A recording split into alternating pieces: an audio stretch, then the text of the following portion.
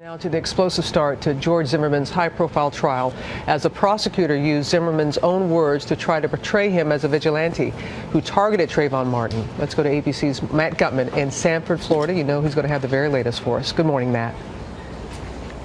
Hey, good morning, Robin. That's right. Prosecutors expected to roll out key witnesses today who are going to paint George Zimmerman as a man almost destined to kill Trayvon Martin, a man who wanted him dead. The defense is going to counterpunch, saying that Zimmerman acted as any of us would, acting in self-defense. All of that after a day in court in which lawyers dropped F-bombs and in which their jokes bombed shocking jurors.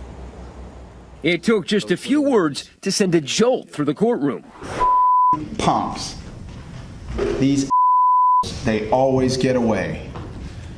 Those were the words in that grown man's mouth as he followed in the dark a 17-year-old boy who he didn't know.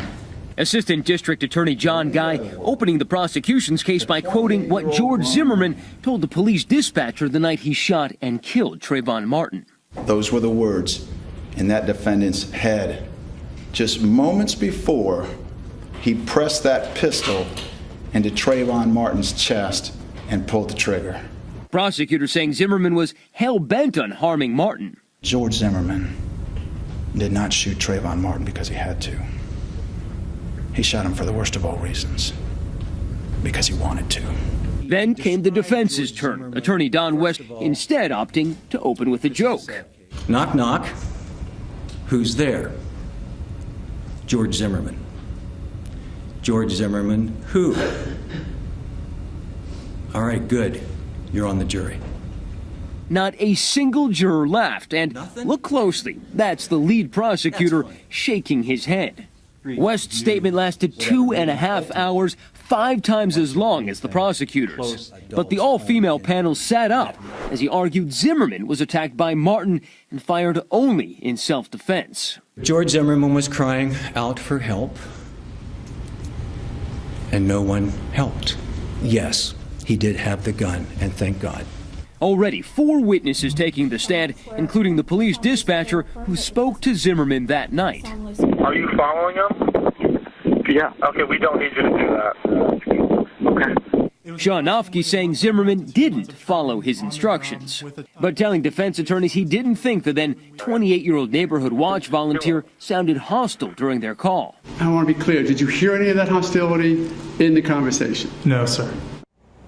I was there in court, Robin, as Trayvon Martin's mother rushed out, obviously overcome by emotion. Trayvon Martin's father dabbing away the tears. We could see over 200 witnesses in this trial. Those wounds for that family being opened up again and again as this trial continues. Robin. Okay, Matt, thank you. We're going to bring in ABC News Chief Legal Affairs anchor Dan Abrams right now. Break down the opening arguments, beginning with the prosecution. I think the prosecution was very effective by starting with what is in George Zimmerman's head.